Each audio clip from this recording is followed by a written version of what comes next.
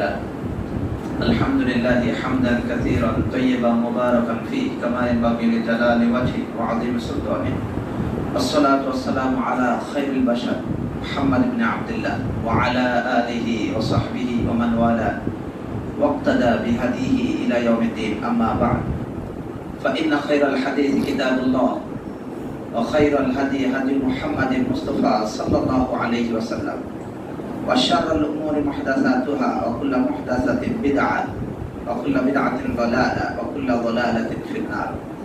أما بعد فأعوذ بالله من الشيطان الرجيم. بسم الله الرحمن الرحيم. قال الله سبحانه وتعالى شهر رمضان الذي أنزل فيه القرآن هدى للناس وبينات من الهدى والفرقان إلى آخر الآية. أما بعد فأعوذ بالله من الشيطان الرجيم. بسم الله الرحمن الرحيم. يا أيها الذين آمنوا اتقوا الله حق تقاته ولا تموتن إلا وأنتم مسلمون. يا أيها الذين آمنوا اتقوا الله وقولوا قولا سديدا يصلح لكم أعمالكم ويغفر لكم ذنوبكم ومن يطيع الله ورسوله فقد فاز فوزا عظيما. وقال تعالى يا أيها الذين آمنوا كتب عليكم الصيام كما كتب على الذين من قبلكم لعلكم تتقون. আলহামদুলিল্লাহ, প্রশংসা আল্লাহ রাব্বুল আলামিনের জন্য যে আল্লাহ রাব্বুল আলামিন আমাদেরকে অত্যন্ত মহিমান্বিত মাসে, বৎসরের সবচেয়ে শ্রেষ্ঠতম মাস রমজান মুবারক মাসে গুরুত্বপূর্ণ দিনগুলোতে সুস্থ রেখে ইবাদত বন্দেগী করার সুযোগ করে দিয়েছেন। তার শুকরিয়া বলি আলহামদুলিল্লাহ। যে আল্লাহ রাব্বুল আলামিন আমাদেরকে আজকে সালাতুল জুমআতে আসার মতো তৌফিক দিয়েছেন, সর্বোপরি আমাদেরকে কল্যাণের পথে রেখেছেন, তার জন্য আমরা সকলেই শুকরিয়া করি আলহামদুলিল্লাহ। দরুদ ও সালাম বর্ষিত হোক মানবতার মুক্তিদূত আহমদ মুস্তাফা মুহাম্মদ মুস্তাফা সাল্লাল্লাহু আলাইহি ওয়াসাল্লামের উপর, যে রাসূল সাল্লাল্লাহু আলাইহি ওয়াসাল্লাম আমাদের জন্য রমজানের ভিতরের আদর্শ, রমজানের বাহিরে সর্বোপরি সারা জীবনের জন্য সর্বাঙ্গীন সুন্দর নিখুঁত জীবন আদর্শ দিয়ে গেছেন। তার উপর দরুদ ও সালাম বর্ষিত হোক সকল নবী সাল্লাল্লাহু আলাইহি ওয়াসাল্লাম। অতঃপর উপস্থিত সম্মানিত মুসলিম কেরাম, পরবর্তীতে যারা শব্দ যন্ত্রের মাধ্যমে শুনতে পারবেন, পর্দার আড়ালে বোনেরা, সকলের জন্য দোয়া করি আল্লাহ রাব্বুল আলামিন যেন আমাদের এই সিয়ামে রমাদান, কিয়ামে রমাদান এবং শাহরে রমাদানের সকল ইবাদতগুলোকে আমাদের নাজাতের ওসিলা বানিয়ে দেন, আমিন। আজকে আপনাদের সামনে যে বিষয় নিয়ে আলোচনা করব, রমজান মাসের বাইরে যাওয়ার উপায় নেই, যেহেতু রমজান মাস, এর মাঝেই আমাদের আলোচনা করা যুক্তিসঙ্গত হবে। তাই রমাদান এই মাসে কোরআন নাযিল হয়েছে, অতএব রমাদান এটি কোরআনের মাস। রমাদান এবং কোরআনুল কারীমের ঐতিহ্য, কোরআনুল কারীমের বিশেষ গুরুত্ব এবং কোরআনুল কারীমের তিলাওয়াতের ফজিলত এবং এর আমল ইত্যাদি সম্পর্কে কিছু আলোচনা করব বলে আশা করছি। ওমা তৌফিক ইল্লা বিল্লাহ। এক কথায় রমাদান এবং কোরআনুল কারীম। আমরা যদি বাস্তবে খেয়াল করি, রমাদান শব্দের অর্থ পুড়িয়ে দেওয়া, জ্বালিয়ে দেওয়া। রমজান বলা হয় যেহেতু এই মাসে মানুষ কষ্ট পায়, ক্ষুধায় থাকে, তার শারীরিকভাবে অনেক কিছু পুড়িয়ে যায়, নষ্ট হয়। আবার এই মাসে ক্ষুধার কারণে তার যেমন শরীরের শক্তির ক্ষয় হয়, অন্যদিকে রমজান মাসে তার গুনাহ মাফ হয়। ইবাদত বন্দেগীর মাধ্যমে তার গুনাহগুলো যেন পুড়িয়ে যায়, শেষ হয়ে যায়। তাছাড়া এর মাধ্যমে আল্লাহ তাআলা অনেক রোগ কেউ নষ্ট করে দেন। তাছাড়া রমজান মাস হয়তো বা গরমের সময় নাজিল হয়েছিল বা গরমের সময় এর বিধান দেওয়া হয়েছে, ফলে রমাদান মুবারক মাস থেকে রম অর্থ যেমন পুড়িয়ে দেওয়া, সেই দৃষ্টিকোণ থেকে রমাদান মুবারক মাসকে রমাদান বলা হয়। তাছাড়া এর মাধ্যমে মুমিন ব্যক্তি গুনাহকে যেন পুড়িয়ে শেষ করতে পারেন আল্লাহ তাআলার তৌফিকে, এই দৃষ্টিভঙ্গি থেকে রমাদান মুবারক মাসকে বলা হয় রমাদান। রমাদান মুবারক মাস এটি পূর্ণ এক মাস। কারণ কি? এক মাস আল্লাহ তাআলা কেন দিলেন? একদিন, 2 দিন, 5 দিন, 10 দিন আল্লাহ তাআলা দেন। এর ভিতরে অবশ্যই হিকমত রয়েছে। আমরা যদি খেয়াল করি, দেখবো যে আল্লাহ রাব্বুল আলামিন বিশেষভাবে একদিনের কিছু সময় দান করেছেন আমাদেরকে মুত্তাকি হওয়ার জন্য। আমরা যেন মুত্তাকি হই, আল্লাহমুখী হই, সেই জন্য আল্লাহ রাব্বুল আলামিন বিশেষ অল্প সময় দিয়েছেন প্রতি রাত্রিতে। এমনকি স্বয়ং আল্লাহ নিম্ন আসমানে এসে ডাকেন, কে আসো আমাকে ডাকো, আমি তার ডাকে সাড়া দেব। সেই অল্প সময় আমাদের হেদায়েত হয় না, আমরা উঠি না, ঘুমিয়ে থাকি। আমাদের ওই সময় আল্লাহমুখী হওয়ার মতো নসিব অনেকেরই জোটে না, বলতে পারি বেশিরভাগই জোটে না। আল্লাহ তাআলা কোনো বান্দাকে কলিলুম মিন ইবাদিয়াশ শাকুর, আমার কৃতজ্ঞ বান্দা কম, অতি অল্প সংখ্যক হয়তো সেই সময় আল্লাহমুখী হওয়ার তৌফিক পান, অন্যথায় করে আমরা সকলেই বঞ্চিত। সেই সময় হয় না। একদিন সোমবার, বৃহস্পতিবার, সপ্তাহে 2 দিন দিলেন, তাতেও আমরা আল্লাহমুখী হতে পারি না। এর যে আরেকটু বাড়িয়ে আল্লাহ তাআলা জিলহজ মাসে 10 দিন দিলেন, আমরা ওই 10 দিনকে বাস্তবে কি রমজানের মতো করে পালন করতে পারি? তাকওয়ার জন্য যথার্থভাবে কি প্রস্তুতি নিতে পারি? পারি না। শুধুমাত্র একেবারে 7 দিন, 8 দিন, 9 দিন, অর্থাৎ জিলহজ মাসের 7, 8, 9 তারিখ এইগুলোতে ব্যস্ত হই। 7, 8-এ গরু কেনা, ছাগল কেনা অথবা ইত্যাদি কুরবানির জন্য, আর 10 তারিখে খাবার দাবার ইত্যাদি নিয়ে ব্যস্ত, 9 তারিখে আমরা সিয়াম পালন করি, আরাফা সিয়াম। কিন্তু যেভাবে লক্ষ্য উদ্দেশ্য হাসিল হওয়া তা হয় না। এর চেয়ে আল্লাহ তাআলা বাড়িয়ে দিলেন, কাছাকাছি 1 মাস, শাবান মাস আল্লাহ তাআলা দান করলেন, যাতে আমরা প্রায় 1 মাস রোজা রাখতে পারি। কাছাকাছি 1 দিন 2 দিন বাদ দিলাম, অসুবিধা নাই। কিন্তু এই পূর্ণ 1 মাস কাছাকাছি রোজার সময় আল্লাহ তাআলা দিলেন, কিন্তু তাতেও আমাদের পরিবর্তন আসেনি। ফলে আল্লাহ রাব্বুল আলামিন পূর্ণ 1 মাস বাধ্যতামূলক সিয়াম পালনের নির্দেশ দিলেন, আমাদেরকে উন্নয়নের জন্য, আমাদেরকে জান্নাতবাসী করে নেওয়ার জন্য, আমাদের তাকওয়া অবলম্বনের জন্য, আমাদেরকে আল্লাহ ভীরু করার জন্য। সুবহানাল্লাহি ওয়া বিহামদিহি, সুবহানাল্লাহিল আযীম। সেই আল্লাহর প্রশংসা যিনি আমাদেরকে এত বড় নিয়ামত দিলেন। যদি প্রকৃতপক্ষে মানুষ জানতো কেন আল্লাহ তাআলা 1 মাস সিয়াম দান করলেন, এর মাধ্যমে আল্লাহ তাআলা কি চান? আমাদেরকে কষ্ট দেওয়া, আমাদেরকে ক্ষুধার্ত রাখা, আমাদেরকে একেবারে অকর্মণ্য যেন হই, আমরা কর্মের জন্য স্পিরিট না হয়, এটা কি আল্লাহর উদ্দেশ্য? না। সত্যিকার অর্থে যদি আমরা জানি যে আমরা এর মাধ্যমে আল্লাহর নৈকট্য অর্জন করতে পারবো, এর মাধ্যমে আমরা জান্নাত লাভে ধন্য হব, এর মাধ্যমে আল্লাহর সন্তুষ্টি লাভে ধন্য হব, যেটা সবচেয়ে বড় প্রাপ্তি, ওয়ারিদওয়ানুন মিনাল্লাহি আকবার, আল্লাহর সন্তুষ্টিটা সবচেয়ে বড়, সেটা আমরা পেতে সুযোগ পাই, তাহলে আমাদের মাঝে সিয়ামে রমাদান পালনের উৎসাহ, উদ্দীপনা, আগ্রহ বৃদ্ধি পাবে। ফলে আমরা এই বিষয়গুলো খেয়াল করি না বলে আমাদের অনেকের কাছে মনে হয় 1 মাস, সুবহানাল্লাহ, তারাবি কখন করি, এই যে সময় চলে যায়, রাতে ঘুম ঠিক মতো হয় না, কবে রমজান মাস শেষ হবে? আমাদের এটা এমনও কিছু মুসলিম ভাই রয়েছে যারা হয়তো চেষ্টা করে যে কিভাবে আমি একটু গোপনে পর্দা সামনে দিয়ে হোটেলের ভিতরে গিয়ে খেতে পারি। তাদের কাছে হয়তো কষ্টকর মনে হচ্ছে, কিন্তু সত্যিকার অর্থে আপনাকে কষ্ট দেওয়ার জন্য, আমাকে কষ্ট দেওয়ার জন্য আল্লাহ তাআলা এই সিয়াম দান করেননি, বরং আমাদেরকে উন্নত করার জন্য দিয়েছেন। তাই রমজান মাস আল্লাহ তাআলা পূর্ণ 1 মাস দান করেছেন, বলি আলহামদুলিল্লাহ। এই 1 মাস সিয়াম আমাদেরকে কি শিক্ষা দিবে, এবং 1 মাসের সিয়াম এর সাথে কোরআনুল কারীমের সম্পর্ক আমরা যদি খেয়াল করি যে রমজান মাস এটি 1 মাস, এবং এই 1 মাস সবচেয়ে শ্রেষ্ঠ মাস। রমজানুল মুবারক মাস কেন শ্রেষ্ঠ? অন্য মাসের চেয়ে যতগুলো মাস আছে 12 মাস, তার মাঝে রমজান মাস সবচেয়ে শ্রেষ্ঠ। কারণ কি? আমরা তো বারবার শুনে এসেছি যে রমজান মাস শ্রেষ্ঠ, কিন্তু কারণটা কি?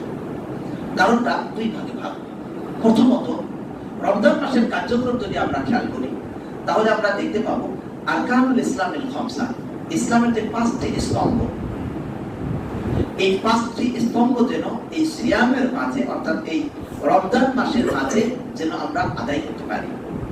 আমাদের পিছনে ভাই দাঁড়িয়ে আছেন, একটু সামনে জায়গাগুলো পূরণ করে নেই, যেহেতু রমজান মাসে একটু মুসলিমের সংখ্যা বাড়তেই পারে, সবাই একটু ফাঁকা জায়গাগুলো পূরণ করি, যাতে পিছনের ভাইরা আসতে পারেন।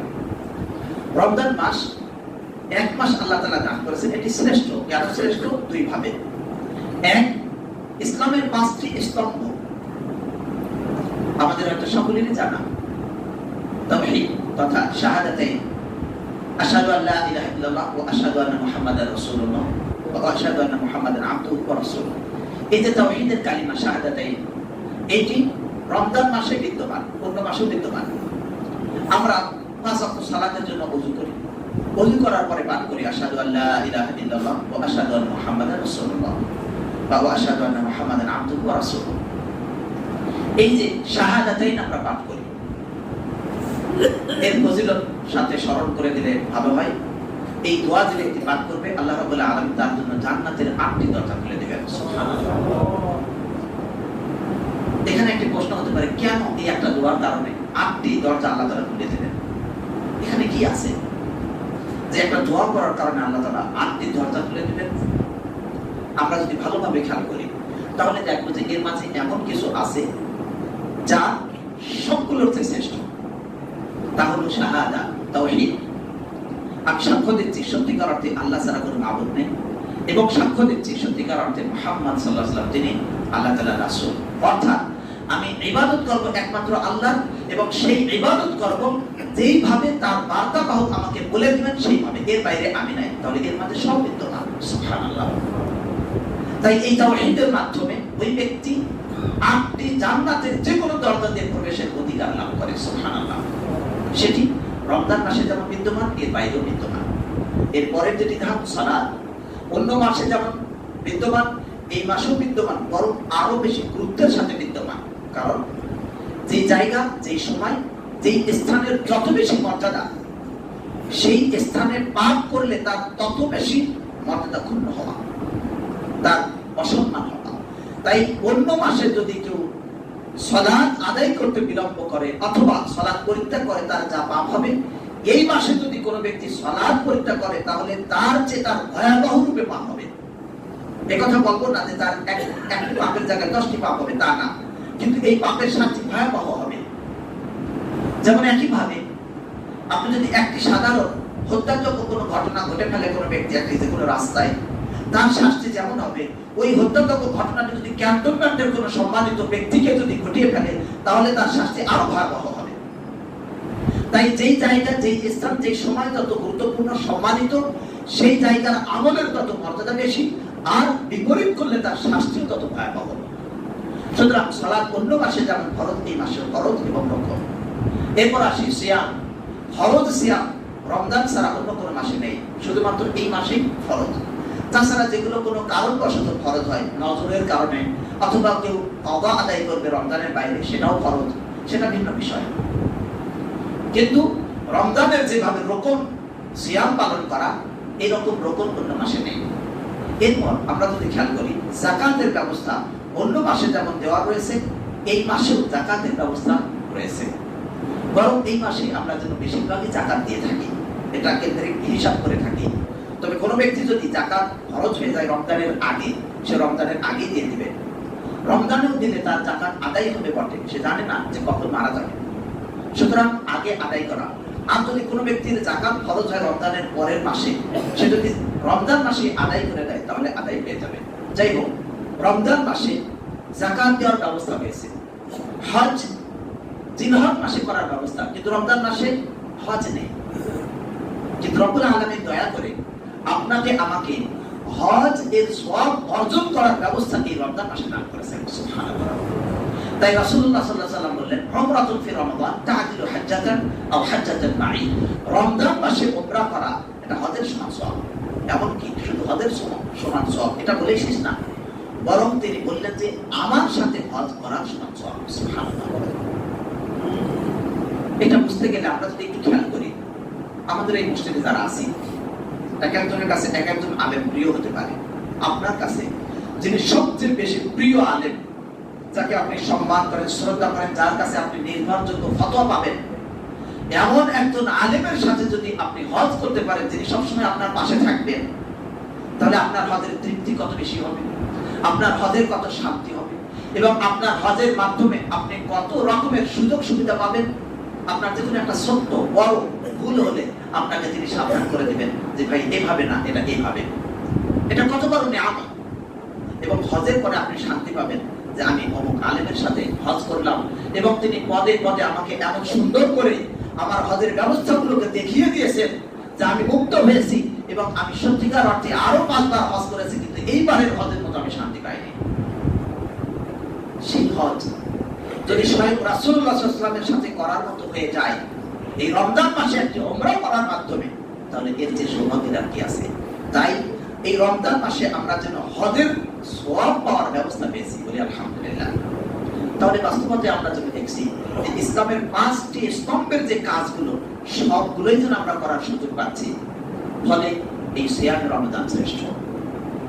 অন্যদিকে এই সিয়ামে রমজান একটি এমন মাস, শাহরু রমাদান আল্লাযী উনজিলা ফীহিল কুরআন, রমজান মাস যাতে কুরআনুল কারীম নাযিল করা হয়েছে।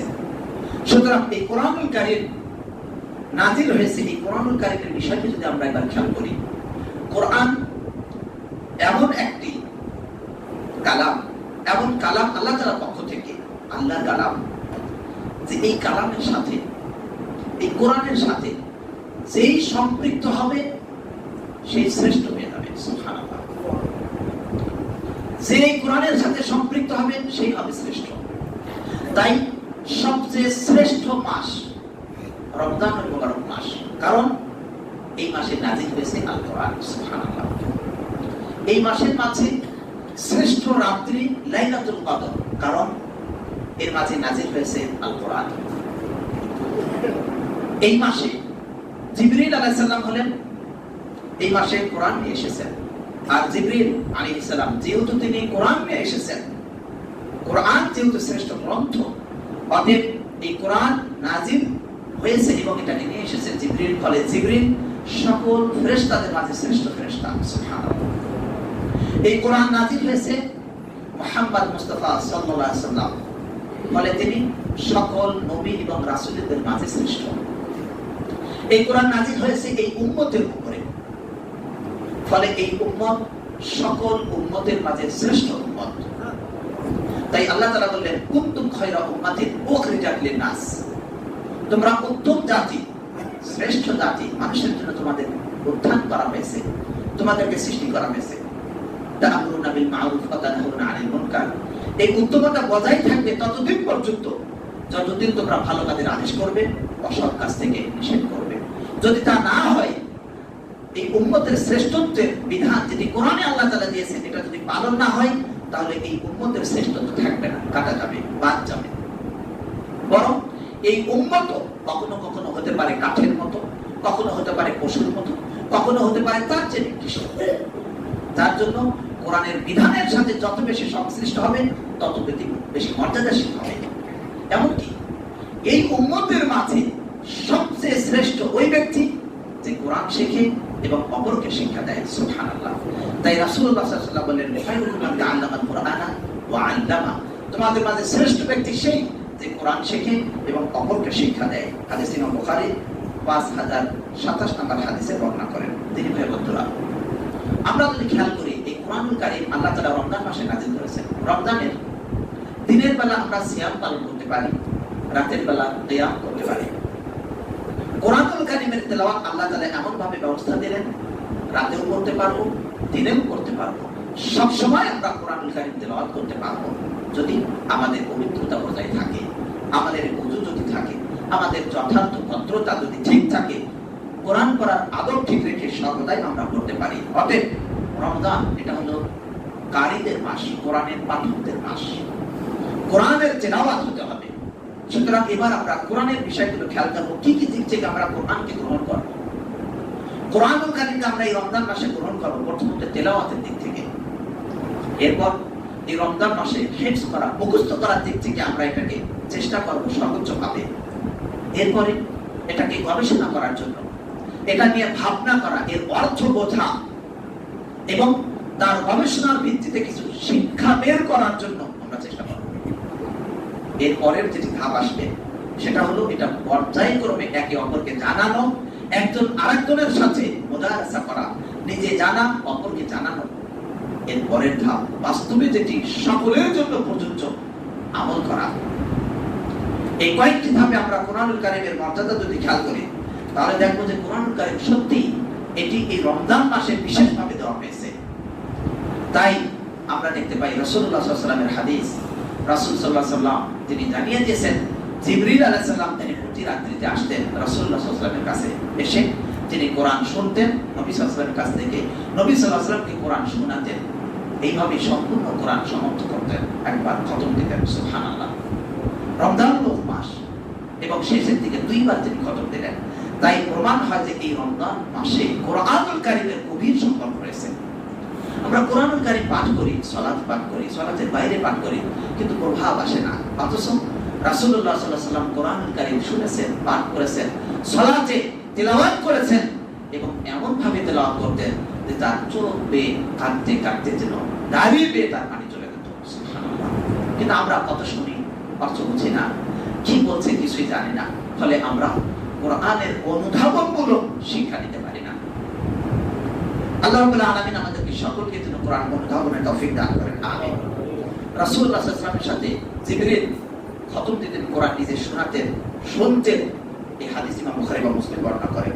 কোরআনুল কারীম তেলাওয়াত এটি সবচেয়ে বড় যত ধনভাণ্ডার রয়েছে, এই ভান্ডারের মাঝে অন্যতম ভান্ডার হলো কোরআনুল কারীমের তেলাওয়াত করা। আমরা যদি খেয়াল করি, রাসূলুল্লাহ সাল্লাল্লাহু আলাইহি ওয়াসাল্লাম তিনি বললেন, যেই ব্যক্তি একটি হরফ পড়বে, মাত্র একটি অক্ষর, সে ব্যক্তি একটি নেকি পাবে এবং এই একটি নেকি 10টি নেকির সমান হবে। এবং এই ক্ষেত্রে আমরা যদি বলি আলিফ লাম মিম, রাসূলুল্লাহ সাল্লাল্লাহু আলাইহি ওয়াসাল্লাম বললেন যে আলিফ লাম মিম এটি একটি হরফ না, বরং আলিফ একটি হরফ, লাম একটি হরফ, মিম একটি হরফ। তাহলে আলিফ লাম মিম এই তিনটি অক্ষর পড়লে 30টি নেকি পাওয়া যাবে। সুবহানাল্লাহ। এবার আমরা যদি সূরা ফাতিহা খেয়াল করি, সূরাতুল ফাতিহা বিসমিল্লাহ ছাড়া, অর্থাৎ বিসমিল্লাহির রহমানির রহিম এই আয়াতকে কেউ মনে করেন সূরা ফাতিহার মাঝে, কেউ মনে করেন সূরা ফাতিহার বাইরে। তো আমরা যদি বাইরে রেখেও হিসাব করি, তবুও প্রায় 133টি অক্ষর আছে সূরা ফাতিহার মাঝে। তাহলে এই 133টি অক্ষর থেকে আমরা 1330টি নেকি পেতে পারি শুধুমাত্র সূরা ফাতিহা পাঠ করার মাধ্যমে। সুবহানাল্লাহ। কোরআনের একটি পৃষ্ঠা পাঠ করা হয় যাতে প্রায় 600 অক্ষর রয়েছে, পৃষ্ঠা ভেদে কম বেশি হতে পারে। এই 600 অক্ষর থেকে আমরা 6000 নেকি পেতে পারি মাত্র এক পৃষ্ঠা পড়ে। সুবহানাল্লাহ। তাহলে কোন ব্যক্তি যদি দিনে এক পারা কোরআন পড়ে, তার কত নেকি হচ্ছে? কেউ যদি 2 পারা কোরআন পড়ে, যেই ব্যক্তি রমাদান মুবারক মাসে সম্পূর্ণ কোরআন একবার পড়বে, তার কত নেকি হবে? সুবহানাল্লাহ। সে এক বিশাল ধনভাণ্ডার আল্লাহ রাব্বুল আলামিন দান করেছেন। ফালিল্লাহিল হামদু ওয়া শুকর।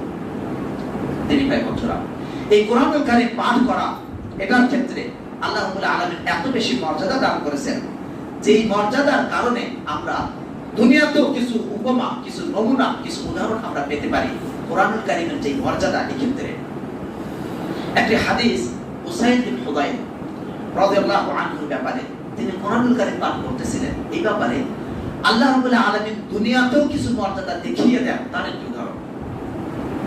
আবু সাঈদ খুদরি থেকে বর্ণিত, তিনি বলেন যে উসাইদ বিন হুদাইর রাদিয়াল্লাহু আনহু তিনি কোরআন পাঠ করতেছিলেন রাত্রিবেলা, এবং পাশে তার ঘোড়া বাঁধা ছিল। আগের যুগে আমাদের বর্তমানের মতো এত কয়েকতলা বিল্ডিং এমন ছিল না। কাঁচা ঘর, খেজুরের ঘর ইত্যাদি, অথবা মাটির ঘর, এই ধরনের ঘরে তখন আমাদের মতো এত ঝকঝকে তকতকে কারেন্টের 50, 100, 1000 ভোল্টের এরকম আলো ছিল না যে দূর থেকে সবকিছু চকচকা দেখা যাবে। অন্ধকার, হয়তো মিটি মিটি আলো জ্বলছে এমন। সেই সময় তিনি কোরআন পাঠ করছেন এবং পাশে অন্ধকারে তার ঘোড়া বাঁধা ছিল এবং তার বাচ্চা পাশেই ছিল। কোরআন তখন পাঠ করেন, তখন তিনি দেখলেন পাশের ঘোড়াটা ছটফট করছে। ঘোড়া বারবার ছটফট করছে। তখন তিনি কোরআন পড়েন, কোরআন পড়ার সময় তিনি ভয় পেয়ে গেলেন। তিনি তখন কাছে গেলেন, ভাবলেন যদি এইভাবে ঘোড়া ছটফট করে, নড়াচড়া করে, তাহলে পাশে আমার সন্তান, সে তো বদমিষ্ট হতে পারে। তাই তিনি ভয় পেয়ে ঘোড়ার কাছে গেলেন, কোরআন পড়া বন্ধ করলেন। কাছে গিয়ে যখন বাচ্চাকে দেখলেন, বাচ্চা শান্ত হয়েছে, আর ঘোড়া সে শান্ত হয়ে গেল, নড়াচড়া বন্ধ করে দিল। এরপর আবার তিনি কোরআন পড়া শুরু করলেন, আবার ঘোড়া নড়াচড়া শুরু করলো, ছটফট করা শুরু করলো, আবার ভয় পেলেন, এবং এইভাবে কয়েকবার ঘটল। এরপর তিনি বের হলেন, ঘরের বাইরে গিয়ে তাকিয়ে দেখলেন আকাশ থেকে শুরু করে জমিন পর্যন্ত মিটি মিটি আলো, ধরে নেই জোনাকির আলোর মতো ছোট ছোট আলো। তিনি বিস্ময়ে অভিভূত হয়ে গেলেন। এরপর সকাল হতে না হতে ভোরে চলে গেলেন রাসূলুল্লাহ সাল্লাল্লাহু আলাইহি ওয়াসাল্লামের কাছে, বললেন, ইয়া রাসূলুল্লাহ, রাত্রেবেলা আমি কোরআন তেলাওয়াত করতেছিলাম আর আমার এই ঘটনা ঘটে গেল। আমি দেখলাম বের হয়ে, আমি ভয় পাচ্ছিলাম আমার সন্তান না জানি পদপিষ্ট হয়। বাহিরে বের হয়ে দেখলাম আকাশ থেকে মাটি, অর্থাৎ জমিন বিস্তৃত ছোট ছোট আলো আমি দেখতে পেলাম।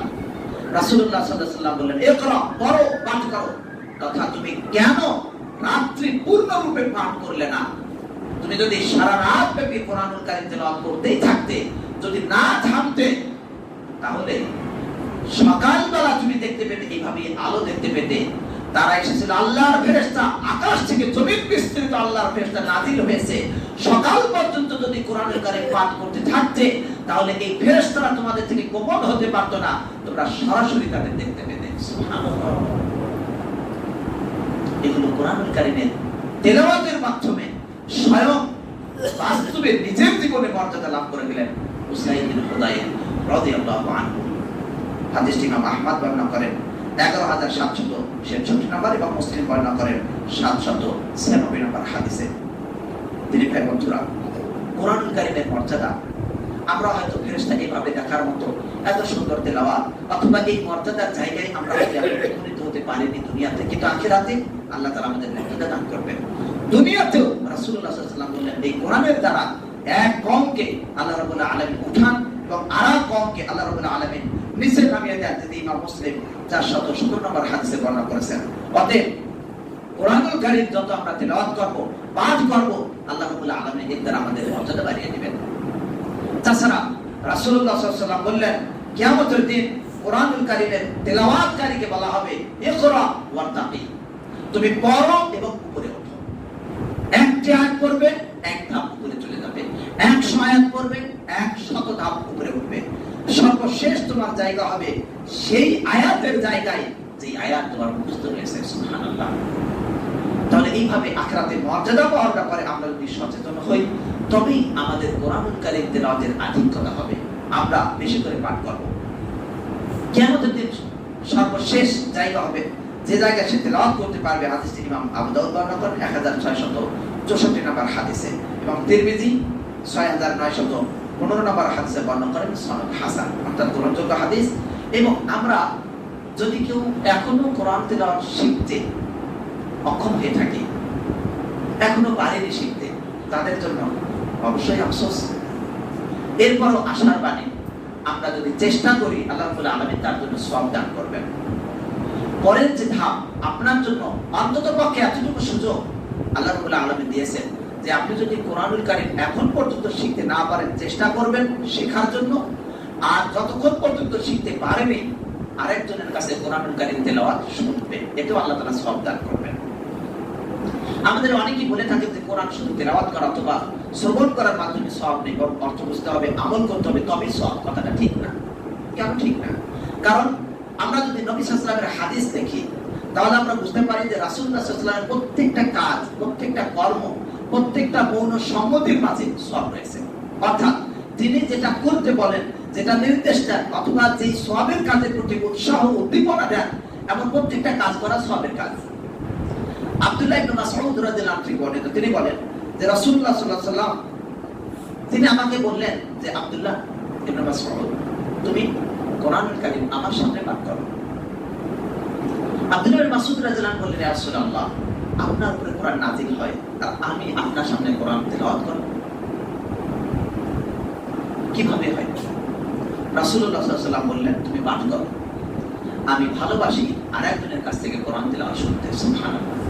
তাহলে রাসূলুল্লাহ সাল্লাল্লাহু আলাইহি ওয়াসাল্লাম যেই কাজটা ভালোবাসেন, যেটার প্রতি উৎসাহ দেন, উদ্দীপনা দেন, সেটা সওয়াবের কাজ।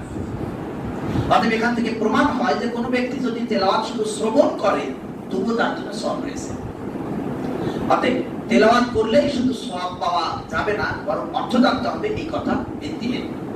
তবে অর্থ না জেনে শুধু কোরআন তেলাওয়াত করা, এটাই কোরআনের চূড়ান্ত লক্ষ্য না। এটা একটা প্রাথমিক লক্ষ্য বা এটা একটা গুরুত্বপূর্ণ লক্ষ্য, কিন্তু এটাই শেষ লক্ষ্য না। সুতরাং কোরআনুল কারীম তেলাওয়াতের ব্যাপারে রাসূলুল্লাহ সাল্লাল্লাহু আলাইহি ওয়াসাল্লাম যখন বললেন, তখন আব্দুল্লাহ ইবনে মাসউদ রাদিয়াল্লাহু আনহু কোরআন তেলাওয়াত করছেন। কোরআন তেলাওয়াত করতে গিয়ে তিনি তখন এই আয়াতের কাছে আসলেন, ফাকাইফা ইযা জিনা মিন কুল্লি উম্মাতিন বিশাহীদিন ওয়া জিনা বিকা আলা হাউলাই শাহীদা। কি হবে সেদিন? যেদিন প্রত্যেক উম্মতের কাছে আপনাকে সাক্ষী রূপে নিয়ে আসবো। ওয়া জিনা বিকা আলা হাউলাই শাহীদা, আর আপনাকে নিয়ে আসবো তাদের সকলের জন্য সাক্ষী রূপে। প্রত্যেক উম্মতের সাথে নবীকে নিয়ে আসবেন সাক্ষী রূপে। এই আয়াত যখন তিনি শুনলেন, রাসূলুল্লাহ সাল্লাল্লাহু আলাইহি ওয়াসাল্লাম শোনা অবস্থায় এমন ভাবে ক্রন্দন করতে থাকলেন। আব্দুল্লাহ ইবনে মাসউদ রাদিয়াল্লাহু আনহু বললেন যে আমি দেখলাম তার চোখ বেয়ে, নারী বেয়ে পানি টপ টপ করে পড়ছে। আল্লাহু আকবার। তিনি খেয়াল করলেন যে এই আয়াতের কি অবস্থা, এই আয়াতের গুরুত্ব কি অপরিসীম। এমনকি কোরআনুল কারীমের কিছু আয়াত রাসূলুল্লাহ সাল্লাল্লাহু আলাইহি ওয়াসাল্লাম এত ভালোভাবে অনুধাবন করেছেন যে যার কারণে তিনি বৃদ্ধ হওয়া শুরু করেছেন। রাসূলুল্লাহ সাল্লাল্লাহু আলাইহি ওয়াসাল্লাম বললেন শাইয়াবাতনি হুদ ওয়া আখাতুহা, সূরা হুদ এবং এই সংশ্লিষ্ট এর মতো আরো অন্যান্য সূরাগুলো আমাকে বার্ধক্য উপনীত করলো। কারণ রাসূলের সাহাবী তারা জিজ্ঞাসা করলেন, ইয়া রাসূলুল্লাহ, আপনাকে কে বার্ধক্য উপনীত করলো? এই সূরার মাঝে সূরা হুদ বার্ধক্য উপনীত করলো, তার মাঝে অন্যতম আয়াত হলো আল্লাহ তাআলা বললেন ফাস্তাকিম কামা উমিরতা ওয়া মান তাবা মা'আকা ওয়া লা তাতগাউ। আপনাকে যেভাবে আদেশ করা হয় আপনি সেভাবে অটল থাকুন, আপনার যারা অনুসারী তারাও যেন অনুরূপ অটল থাকে যেভাবে তাদেরকে আদেশ করা হয়, এবং বক্র পথে যাবেন না। যে গুরুত্বের সাথে আয়াতটাকে তিনি নিলেন, এই আয়াতকে চিন্তা করে যেভাবে আদেশ করা হয় সেইভাবে পালন করা খুবই কি সহজ না। আমাদেরকে সিয়াম তাকওয়ার জন্য আল্লাহ তাআলা দিয়েছেন, আমরা কি সিয়াম সেইভাবে গ্রহণ করছি? করিনি। তাহলে এই আয়াত যদি আমরা ভেবে দেখি, আমাদের কোরআন থেকে আমরা যদি এটা নিয়ে নেই, আমরা যদি হাদিস থেকে, আমরা যদি রমজানের শিক্ষা থেকে বাস্তবে যদি খেয়াল করি, তাহলে আমরা অবশ্যই চিন্তিত হওয়ার কথা, কিন্তু আমাদের সেই চিন্তা নেই। তিনি ভাই বন্ধুরা, কোরআনুল কারীম পাঠ করার মাধ্যমে রাসূলুল্লাহ সাল্লাল্লাহু আলাইহি ওয়াসাল্লাম যেমন ভাবে তিনি অন্যকে শুনিয়েছেন, এটাই হলো আসল। এছাড়া রাসূলুল্লাহ সাল্লাল্লাহু আলাইহি ওয়াসাল্লাম নিজেও শ্রবণ করেছেন। তাই আমাদের জন্য চেষ্টা করতে হবে যে আমরা যেন যথার্থভাবে কোরআনুল কারীম তেলাওয়াত করতে সচেষ্ট হই, আমরা যেন কোরআনুল কারীম যথেষ্ট তেলাওয়াত করতে পারি, এবং আল্লাহ রাব্বুল আলামিন আমাদেরকে যেন তৌফিক দান করেন, আমিন।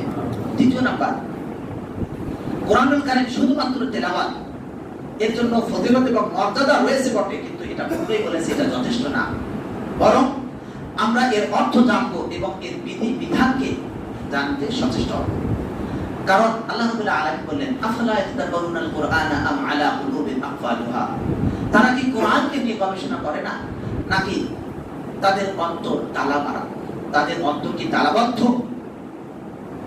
সুতরাং কোরআনকে নিয়ে গবেষণা করা, তাদাব্বুর, গবেষণা করা, ভেবে দেখা। আপনি ভেবে দেখবেন কখন? যখন আপনি কোরআনের আগে অর্থ জানবেন। তাহলে কোরআনুল কারীমের অর্থই যদি না জানি, ভেবে দেখব কখন? তাই কোরআনুল কারীমের অর্থ জানা। অন্য আয়াতে আল্লাহ তাআলা বলেন কিতাবুন আনসালনাহু ইলাইকা মুবারাক লিয়াদাব্বারু আয়াতিহি ওয়া লিয়াতাযাক্কারা উলুল আলবাব। এই কিতাব আমি নাযিল করেছি, এই কিতাব বরকতময়। কিতাবুন আনসালনাহু ইলাইকা মুবারাক, আপনার কাছে আমি কিতাব নাযিল করেছি যেটি বরকতময়। কিভাবে বরকত? তেলাওয়াতে বরকত, আমলে বরকত, এর দ্বারা বাস্তবায়ন করলে বরকত, সব ক্ষেত্রে বরকত। আপনি যত বেশি কোরআনুল কারীম গ্রহণ করবেন তত বেশি বরকত পাবেন। আপনি যত বেশি কোরআনুল কারীম তেলাওয়াত করবেন তত বেশি বরকত নাযিল হতে থাকবে।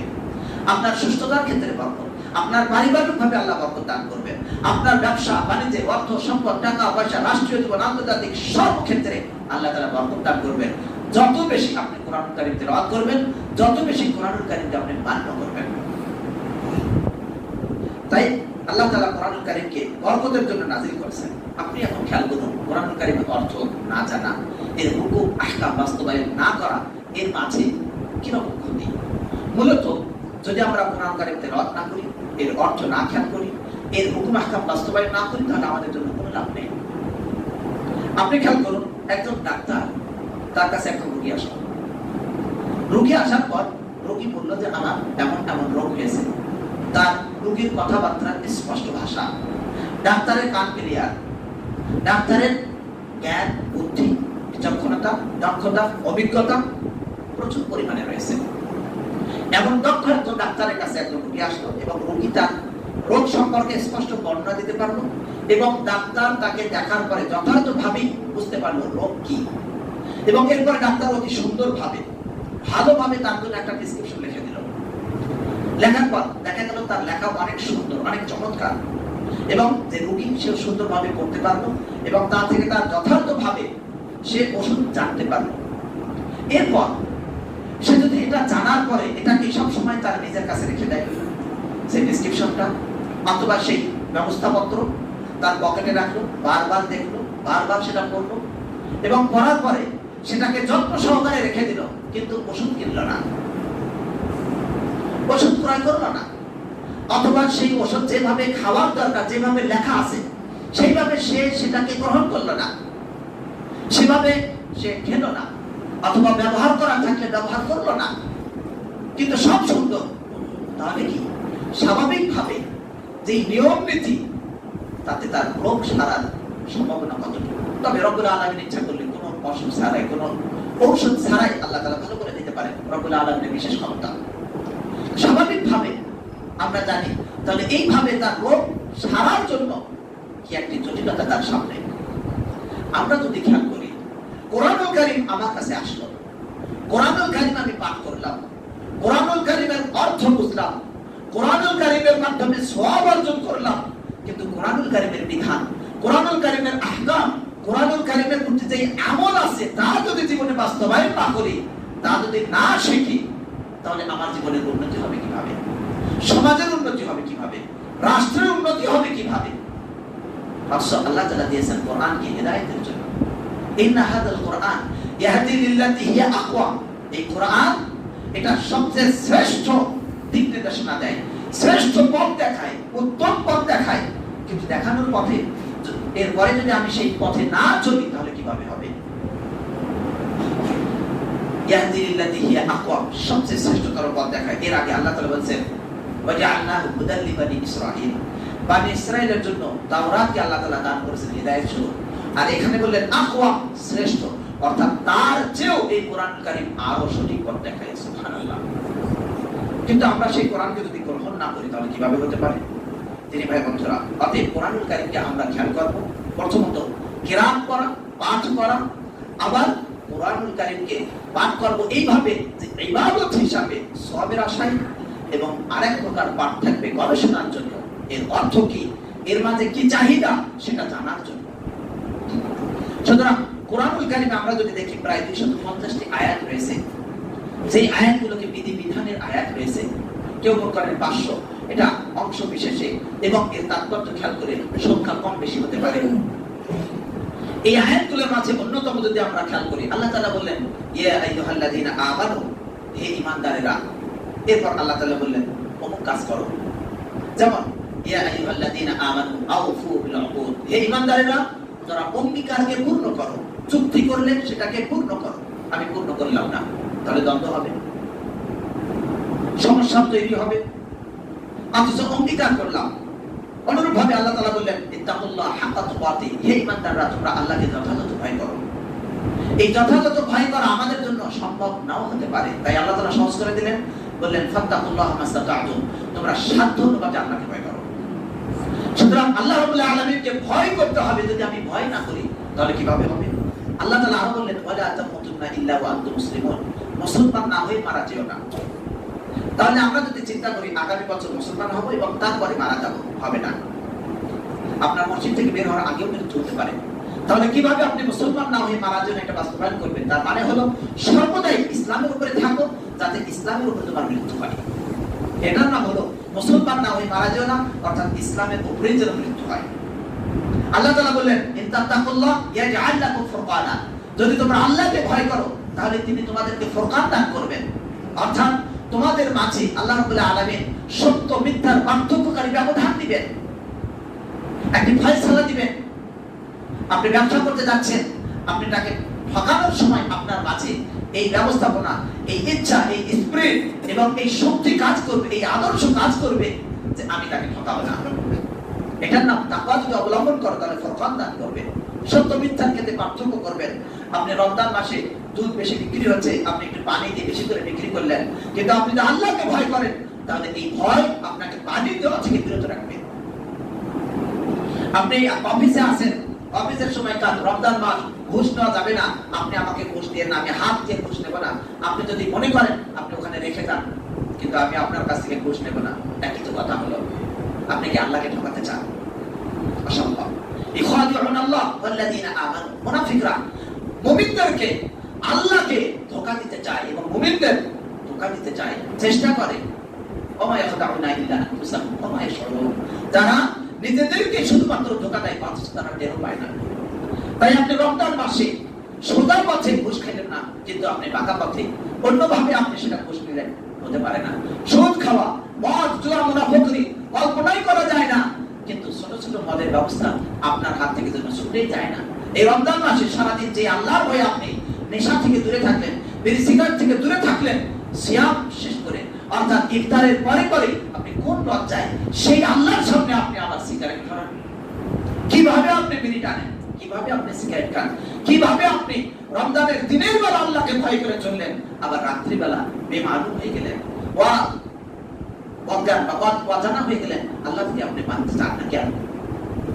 আরো পিছনে কয়েক ভাই আসছেন, আরো কোনো জায়গা থাকলে একটু চেষ্টা করি, আরো যদি কষ্ট করে একটি হয়, এবং আল্লাহ রাব্বুল আলামিন যেন প্রশস্ত জায়গা দান করেন, আমিন। আমাদের এই মসজিদের জন্য উন্নতি দান করেন, আরো যেন ব্যবস্থাপনা আল্লাহ তাআলা দান করেন বলে আমিন। রমজান মাসে আল্লাহ রাব্বুল আলামিন যেন দোয়া কবুল করেন, আমিন।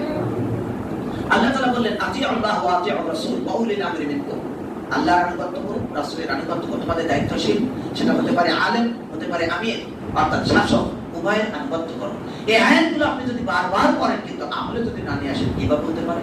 এর সাথে আপনার অবস্থান কি, আপনার অবস্থান কি ঠিক আছে নাকি ঠিক আছে, সেটা আপনাকে মিলিয়ে নিতে হবে। তাই আল্লাহ রাব্বুল আলামিন বললেন আল্লাযীনা আতাইনাহুল কিতাব ইয়াতলুনাহু হাক্কা তিলাওয়াতি, যাদেরকে আমি কিতাব দিয়েছি তারা এর যথাযথ তিলাওয়াত করে। এই যথাযথ তিলাওয়াতের অর্থ কি? উলামায়ে কেরাম এখানে বলেছেন, প্রথমত অর্থ হলো যে যথাযথ তাজবিদ সহকারে তিলাওয়াত করে, ইদগাম, ইখলাব এবং তাজবিদের যে নিয়ম নীতিগুলো রয়েছে সেইগুলো অনুপাতে যথাযথ তিলাওয়াত করে, অতঃপর সেটাকে বোঝে এবং সেটা বাস্তবায়ন করে। তাই কোনো ব্যক্তি যদি কোরআনুল কারীমের প্রতি ঈমান আনে আর সে যদি হালালকে হালাল না মানে, হারামকে যদি হালাল মানে, তাহলে তার ঈমান হলো না। যারা তেলাওয়াত করে যথার্থ ঈমান আনে, তার মানে শুধু তেলাওয়াত না।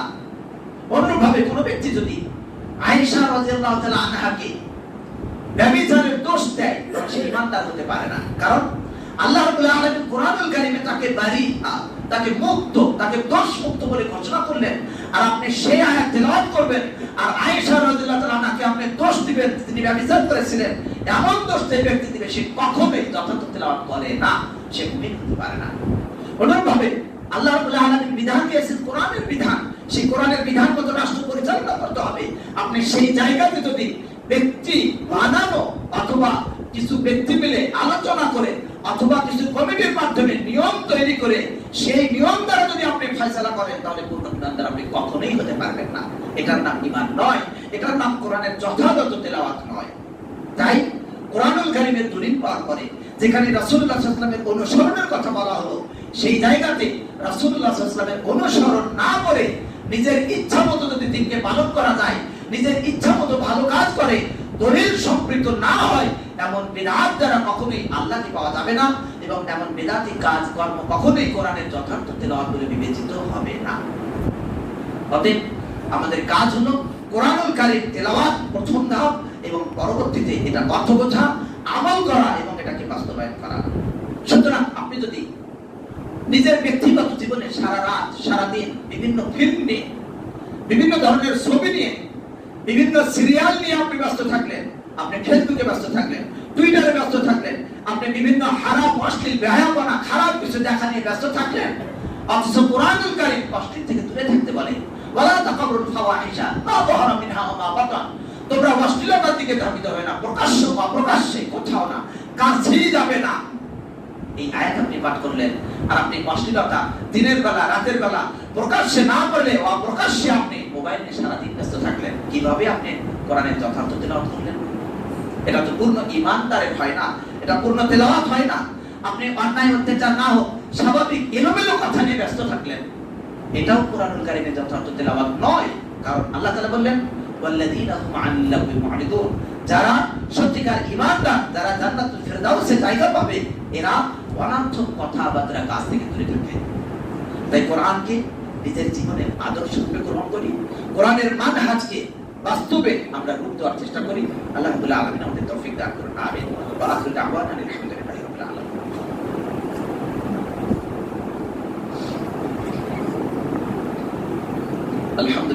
আলহামদুলিল্লাহি কাফা ওয়া সালামুন আলা ইবাদিহিল্লাযিনা ইসতাফা, আম্মা বা'দ।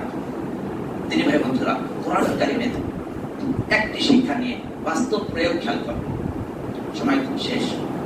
কোরআনুল কারীম আল্লাহ তাআলা বললেন ফাবিমা রাহমাতিন মিনাল্লাহি লিনতা লাহুম, আল্লাহ তাআলার দয়ায় আপনি নরম হয়েছেন। ওয়ালাউ কুনতা ফাদ্দান গালিযাল কলবি লানফাদ্দু মিন হাওলিক, যদি আপনি রূঢ় হতেন, আপনি কঠোর হৃদয়ের অধিকারী হতেন, মানুষ আপনার থেকে ছুটে যেত। তার মানে এখান থেকে যেটা শিক্ষা, রহমা, দয়া করা, এবার এই মানহাজ, এই আদর্শকে আপনার বাস্তব জীবনে প্রয়োগ করুন, প্রতিটি পদে বরকতে ভরপুর হবে। উদাহরণ, আপনি যদি খেয়াল করেন, আপনি একজন দায়ী, দাওয়াত দেওয়ার ক্ষেত্রে মানুষের সাথে নরম ব্যবহার করুন, উত্তম আচরণ করুন, রূঢ় স্বভাব না, তাহলে আপনার এই দাওয়াতে মানুষের মাঝে প্রভাব পড়বে, মানুষ আপনার দাওয়াতকে গ্রহণ করবে। আপনি যদি চান মানুষ আপনার কাছে আসবে, মানুষ আপনাকে মেনে নেবে, তাহলে আপনার এই কাজটি করতে হবে। আপনি যদি ব্যবসায়ী হন, আপনি যদি চান আপনার কাস্টমার বাড়বে, আপনার কাস্টমার আপনার কাছ থেকে খরচ নেবে, ক্রয় করবে, আপনার ব্যবসার উন্নতি, তাহলে আপনি দয়া, অনুগ্রহ, সুন্দর আচার আচরণ, ব্যবহার, এই আদর্শটাকে গ্রহণ করুন, তাহলে আপনার কাছে তার বেশি আসবে এবং আপনার কাছ থেকে আপনার সততা এবং এই উত্তম ব্যবহার ও আপনার দয়ার কারণে তারা আসবে। আপনি একজন মুতাদ্দিস, শিক্ষক, আপনার ছাত্রের প্রতি আপনি দয়া করুন, অনুগ্রহ করুন।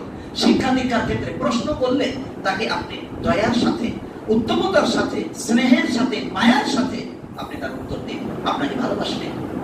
আপনি যদি ছাত্র হন, আপনি যদি চান আপনি অন্যের কাছে প্রিয় হয়ে যাবেন, তাহলে আপনি এই দয়ার উপরে চলুন। আপনি যদি কোনো নেতা হন, আপনি যদি রাষ্ট্র নেতা হন অথবা শাসক হন, যেমন ভাবে আপনি তাদের প্রতি কঠোর হবেন শাস্তির ক্ষেত্রে, অপরাধ করলে, অন্যদিকে সেই অপরাধের আগেও তাদের সাথে সর্বদাই নরম ব্যবহার করুন।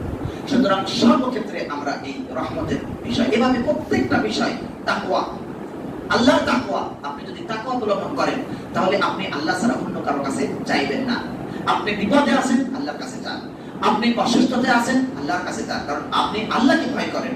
এই ভয়ে আপনি শিরক করবেন না, এই ভয়ে আপনি বিদআত করবেন না, এবং এই ভয়ে আপনি অন্যকে ঠকাবেন না। সেই তাকওয়ার শিক্ষা রমজান মাস। তাই আল্লাহ তাআলা বললেন লাআল্লাকুম তাত্তাকুন, যেন তোমরা মুত্তাকি হতে পারো। তাই রমজান মাসে এই কোরআনুল কারীম থেকে এই শিক্ষা, তাকওয়া, কোরআনুল কারীম থেকে রাহমত, কোরআনুল কারীম থেকে দয়া, কোরআনুল কারীম থেকে অঙ্গীকার পূর্ণ করা, কোরআনুল কারীম থেকে শিক্ষা মান্য করা, ইত্যাদি যত শিক্ষা রয়েছে সেগুলো আমরা তেলাওয়াত করব, অর্থ জানবো, আমল করব। আল্লাহ তাআলা আমাদের তৌফিক দান করুন, আমিন। রব্বানা আতিনা ফিদ দুনিয়া হাসানা ওয়া ফিল আখিরাতি হাসানা ওয়া কিনা আযাবান নার। রব্বুল আলামিন এই কোরআনুল কারীম আমাদেরকে আদর্শ হিসেবে, আমাদের অন্তরের আলো হিসেবে দান করুন, আমিন। আমাদের এই কোরআনের সকল ক্ষেত্রে আমল করার তৌফিক দান করুন। কোরআনের কিছু মানবো আর কিছু মানবো না, এর মাধ্যমে হবে শাস্তি, এমন অবস্থা থেকে আমাদেরকে দূরে রাখুন, আমিন। আল্লাহ আমাদের যারা মুসলিম ভাই বোন রয়েছেন সকলকে কোরআন থেকে হিদায়াত দেওয়ার এবং কোরআনমুখী হওয়ার, কোরআনকে সকল ক্ষেত্রে আদর্শ রূপে গ্রহণ করার তৌফিক দান করেন, আমিন। পৃথিবীর যে কোনো জায়গাতে যে মুসলমান ভাই বোনেরা যারা নির্যাতিত, নিষ্পেষিত, তাদেরকে আপনি ক্ষমা করে দিন, তাদেরকে আপনি মুক্তি দান করুন, তাদেরকে শক্তি দান করুন। তাদের জন্য, বিশেষ করে ফিলিস্তিনের ভাইদের জন্য আল মাসজিদুল আকসাকে পুনরুদ্ধার করার মতো তৌফিক দান করুন, আমিন। হাজারো কষ্টে যারা সিয়াম পালন করতে, অনেক বিপদে আপদে যারা রয়েছে, তাদের জন্য সিয়াম পালন করা সহজ করে দিন। আমাদের সিয়াম, আমাদের কিয়াম, আমাদের তারাবিহ সব কিছু আপনি কবুল করে নিন, আমিন। যারা অসুস্থ তাদেরকে শিফায়ে কামিল আজিলা দান করুন।